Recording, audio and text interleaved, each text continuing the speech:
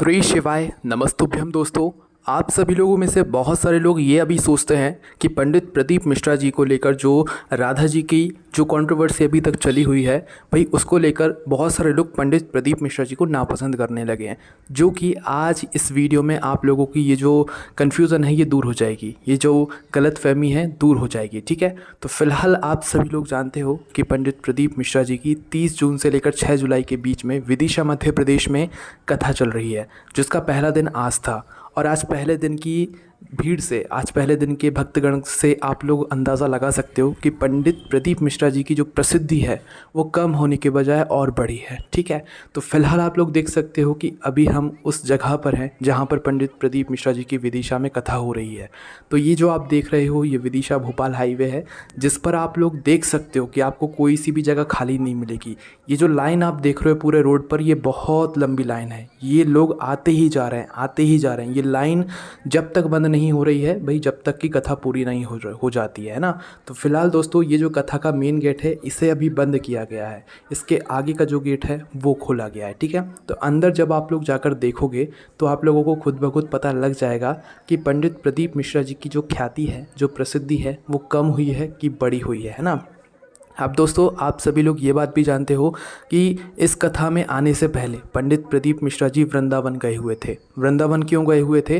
ताकि जो उनके ऊपर विवाद चल रहा है, जो विरोधियों द्वारा उनको नीचा दिखाने की कोशिश की जा रही थी या उनका नाम खराब करने की कोशिश की जा रही थी, बस उस विवाद को ख़त्म करने के लिए यहाँ पर पंडित प्रदीप मिश्रा जी ये बिल्कुल भूल गए थे कि वो सही हैं गलत हैं, कौन सही है कौन गलत है। उन्हें उससे कोई मतलब नहीं था। इतने संत जन इतना अपशब्द बोल रहे थे और एक दूसरे के ऊपर आरोप लगा रहे थे, ये देखकर पंडित प्रदीप मिश्रा जी को बिल्कुल भी अच्छा नहीं लगा। जिसके बाद उन्होंने क्या किया, सीधा वो वृंदावन गए और पंडित जी ने खुद कहा था जब उन्हें राधा रानी बुला लेंगी वो खुद ब खुद आ जाएंगे। और व्यासपीठ से बैठकर पंडित प्रदीप मिश्रा जी ने माफ़ी मांग ली थी, है ना, पर वो किसी को सुनाई नहीं दी। वो शायद वृंदावन तक पहुंची नहीं होगी। वृंदावन तो बहुत अच्छा है, प्रेम का वृंदावन है, प्रेम का बरसाना है, पर वहाँ के जो कुछ संत जन हैं, कुछ लोग हैं, हमें नहीं लगता कि वो वहाँ के हो सकते हैं, क्योंकि उनके मुखारविंद से, उनके मुख से निकले हुए जो शब्द हैं ना वो तीर जैसे चल रहे हैं अब। क्योंकि पंडित प्रदीप मिश्रा जी को हम कैसे सम्मान से बुलाते हैं, पर वो वृंदावन के लोग, वो बरसाना के लोग कैसे बुला रहे हैं? प्रेम से बुला रहे हैं। क्या आप खुद बताओ, राधा रानी जी प्रेम की देवी हैं, और भाई अगर आप राधा रानी के भक्त हो तो भाई आप में तो प्रेम कूट कूट के भरा होना चाहिए। पर आप वृंदावन के संत होकर, बरसाना के संत होकर कैसे कैसे आप शब्दों के प्रयोग कर रहे हो? आप खुद जानते हो कि पंडित प्रदीप मिश्रा जी को लाखों लोग मानते हैं, दिल से जानते हैं, पर जब भी आप उनके बारे में कुछ भी बातें बोल रहे हो। अब पंडित जी ने वृंदावन जाकर माफ़ी मांग ली और राधा रानी जी के सामने मतलब दंडवत प्रणाम किया, तो लोगों ने इसका कुछ और ही मतलब निकाल लिया। अब लोग क्या कह रहे हैं कि देखो यहाँ पर प्रेमानंद जी महाराज जीत गए हैं और पंडित प्रदीप मिश्रा जी हार गए। तो भाई ये बातें बहुत सारी हैं। कुछ लोग ये कह रहे हैं कि भाई राधा रानी जी के सामने या बरसाना वालों के सामने पंडित प्रदीप मिश्रा जी ने नाक रगड़ कर माफ़ी मांगी, है ना। तो इसका भी मैं आपको एक प्रमाण दे देता हूँ। देखो आप कभी जो भी ये बात ऐसी समझ रहे हैं या बोल रहे हैं, तो आप कभी जब मंदिर जाते होगे तो भाई मंदिर में आप क्या भगवान को शीश नहीं झुकाते? भगवान के सामने भगवान को प्रणाम नहीं करते? भगवान को दंडवत प्रणाम नहीं करते?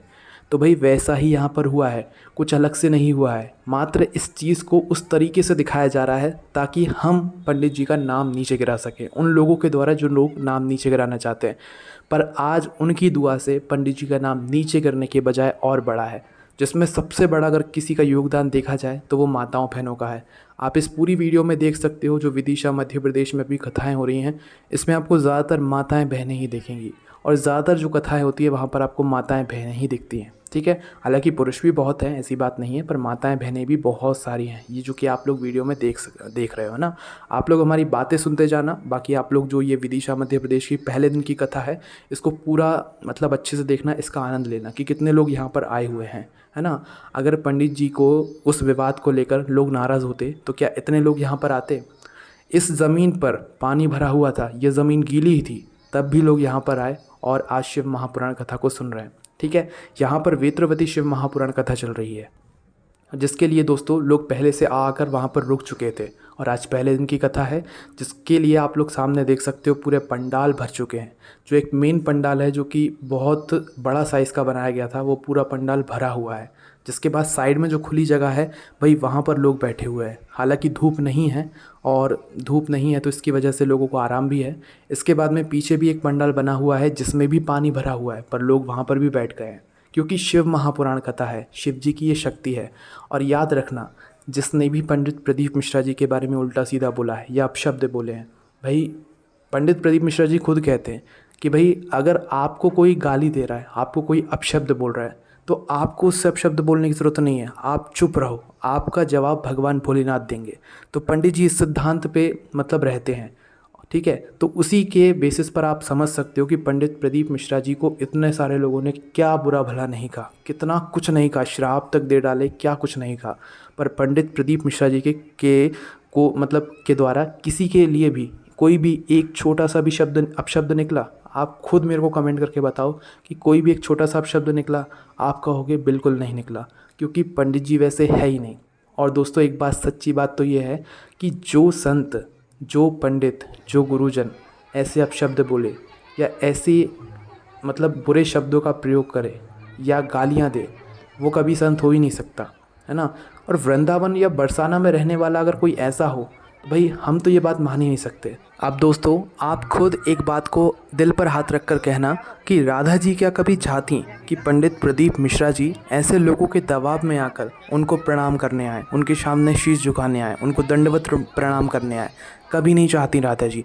पर ये सब जो हुआ है ना, ये उन विरोधियों की वजह से हुआ है, उन संत जनों की वजह से हुआ है, जिन्होंने पंडित प्रदीप मिश्रा जी को ना जाने क्या बुरा भला क्यों नहीं कहा। पर पंडित जी ने कभी उनके बारे में कुछ बातें नहीं कही, है ना।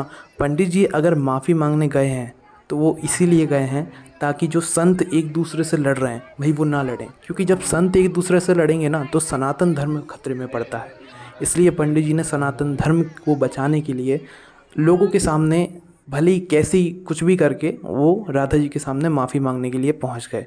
अब माफ़ी जब मांग ली, वैसे तो दोस्तों हम आपको बता दें कि पंडित जी ने व्यासपीठ से बैठकर लाखों करोड़ों लोगों के सामने माफ़ी पहले ही मांग ली थी, पर लोगों के कानों तक या वृंदावन में जो भाई संतजन हैं जो कि अभी तक विरोध कर रहे थे, उन तक शायद वो वीडियो पहुंची नहीं। बस वो कटी हुई वीडियो ज़रूर उन तक पहुंच गई है, जहां पर पंडित प्रदीप मिश्रा जी कुछ सालों पहले की जो है वो वीडियो वहां पर चला रहे थे, है ना।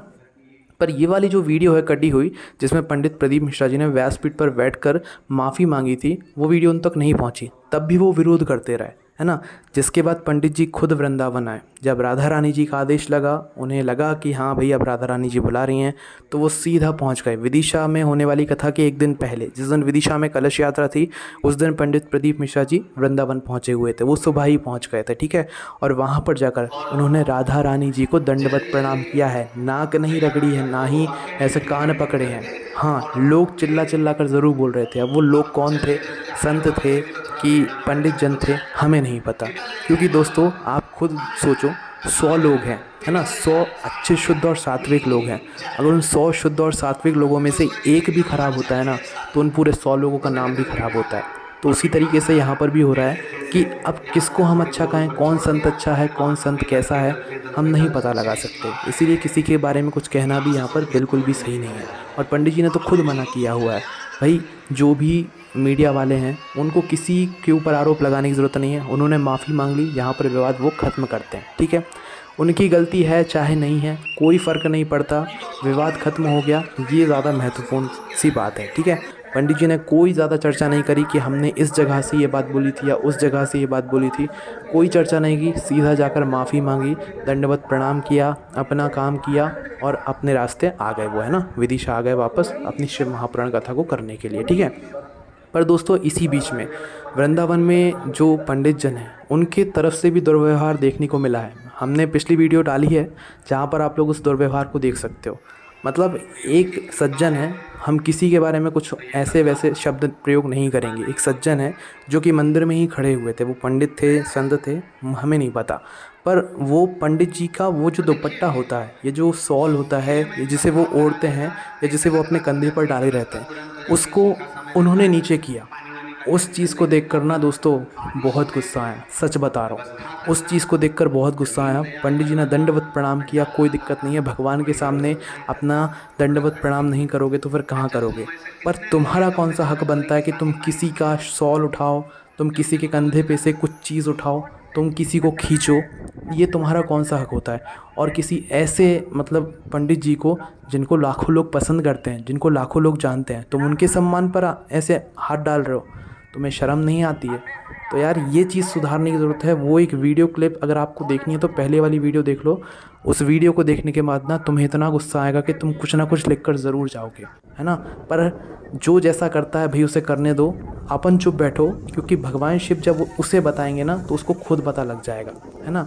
जिस तरीके से उसने पंडित जी का दुपट्टा खींचा हुआ था, जो कि आज तक किसी ने नहीं किया, किसी ने भी उतने ऊपर तक तो कोई पहुंचा नहीं है, पर मंदिर में खड़ा हुआ वो एक संत, वो सज्जन, उसने पंडित जी का दुपट्टा, वो शॉल खींचा और बोला कि नीचे सर झुकाकर माफ़ी मांग। शायद उनको दिख नहीं रहा था कि पंडित जी बार बार राधा रानी जी को के सामने शीश झुका रहे थे, उनके पैर पड़ रहे थे, है ना। उनसे मन ही मन वो कुछ बोल रहे थे, शायद ये दिख ही नहीं रहा था किसी को, है ना। बाकी दोस्तों, ये विवाद के बारे में अब आप क्या सोचते हो? पंडित जी ने जो किया हमारे हिसाब से तो सही किया, विवाद को ख़त्म करना था, मेन बात ये थी, है ना।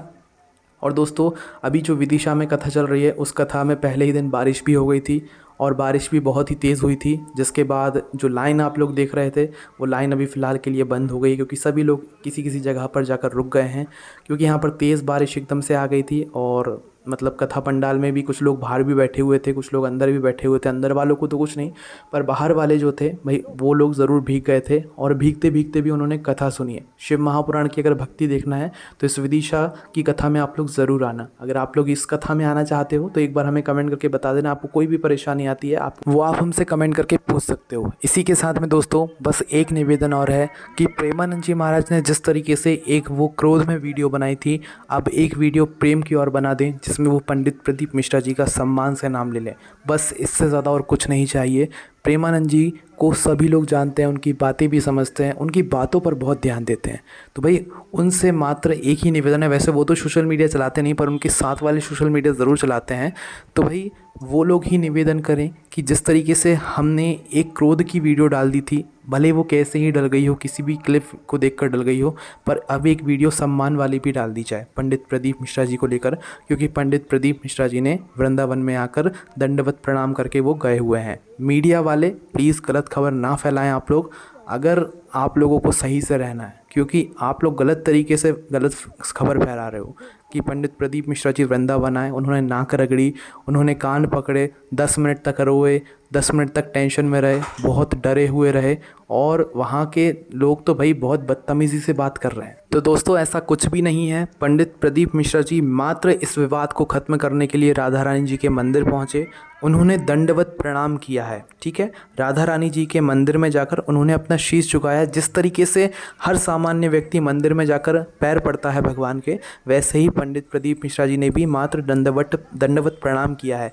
किसी के सामने कान नहीं पकड़े, किसी के सामने नाक नहीं रगड़ी है। ये फालतू की बातों पर आप बिल्कुल भी विश्वास ना करें, ठीक है। क्योंकि लोग तो भाई पंडित प्रदीप मिश्रा जी ने माफ़ी मांग ली, उसके बाद भी लोगों की ना जाने क्या क्या नई नई बातें निकल कर आ रही हैं। तो भाई ये दुनिया के लोग हैं, इन दुनिया के लोगों के सामने आप कुछ भी कर लो, ये कभी भी संतुष्ट नहीं होने वाले, ठीक है। तो पंडित जी ने मात्र राधा रानी जी के सामने दंडवत प्रणाम करके माफ़ी मांग के इस विवाद को ख़त्म किया। गलती किसी की भी हो, किसी की भी नहीं हो, उससे कोई मतलब नहीं है। अब यहाँ पर विवाद ख़त्म हुआ है, तो प्रेमानंद जी महाराज को भी एक प्रेम की वीडियो डाल देनी चाहिए, ताकि पंडित प्रदीप मिश्रा जी और जो प्रेमानंद जी महाराज हैं भाई, उनके जो भक्त हैं वो भी एक दूसरे में अच्छे से रहें, ठीक है। किसी को भी लड़ाई करने की अब कोई ज़रूरत नहीं है। इसी के साथ में दोस्तों उन विरोधियों के लिए एक मेरा संदेश है। भाई जिन लोगों ने राधा रानी जी के नाम को लेकर इतना बड़ा विवाद किया, आप लोगों ने पंडित जी को लेकर इतनी बड़ी बड़ी सभाएं कर दी, भाई आप लोग कभी कोई राधा जी से जुड़ी हुई फिल्म देखना, राधा जी से जुड़ा हुआ कोई मतलब गाना सुनना, है ना, जिसमें राधा जी का नाम आ रहा हो। शिव जी से जुड़ी हुई कोई फिल्म देखना, ठीक है, शिव जी से जुड़ा हुआ कोई जो नाटक होता है वो देखना। उस वक्त तुम्हारे ना तो रोंगटे खड़े होंगे, ना तुम्हें गुस्सा आएगा, ना तुम्हें कुछ होगा। उस समय तुम चुप बैठोगे, क्योंकि उनसे तुम्हें कोई मतलब ही नहीं है। वो लोग पैसा कमा रहे हैं, वो लोग पैसों के लिए हमारे भगवानों का नाम का कुछ भी कर रहे हैं। आपको उस समय कोई मतलब नहीं है। आपको मतलब कब है? जब कोई पंडित जन जो कि बहुत ही मतलब अच्छे विचारों का है, बहुत ही भोला है, क्योंकि वो भोले बाबा के ही भक्त हैं, आपको सिर्फ उन पर ही निशाना साधना है ना। तो भाई ऐसी चीज़ें आपसे ना करें, और अगर हिम्मत है तो उन लोगों पर आप निशाना लगा कर दिखाओ जिन लोगों ने भगवानों के नाम का मजाक बना कर रखा हुआ है। अब इससे आगे मैं कुछ नहीं कहूँगा, अब आप कमेंट करके बता देना अब आप क्या सोचते हो इसके बारे में। श्री शिवाय नमस्तुभ्यम।